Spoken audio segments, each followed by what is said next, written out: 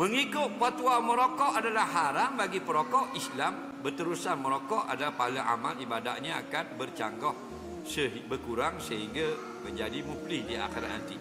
Apa pandangan? Dia rokok ni ijtihad.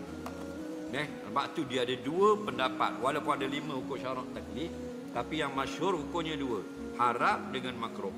Bila haram kalau merosakkan kesihatan, bila makruh tidak merosakkan kesihatan. Kenapa? Kerana dalam bab merosakkan kesihatan jelas wala tulqu bi aidikum ila tahlukah. Tapi kalau tidak merosakkan kesihatan, jenis tembakau yang tak rosakkan kesihatan, maka hukumnya makruh. Kenapa tidak harus? Kerana membazirkan harta itu makruh. Faham baik?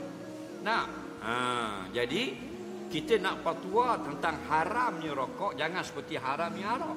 Haramnya arak ini ma haruma bi ijma'in, benda yang haram dengan ijma' ulama. Faham lagi? Dia tidak ada ijtihad di situ. Lepas tu dalam bab ini kita jangan syadid sangat, kerana orang nak berhenti rokok tu payah. Kita kena lembut sikit, haram, dan kurangkan rokok, insya-Allah boleh berhenti. Kalau berdebok gitu payah. Faham lagi? Jadi kalau kita fatwa siapa Nabi tak mengaku mak dan sebagainya, takut-takut berbohong atas nama Nabi. Benda tetap tak molek.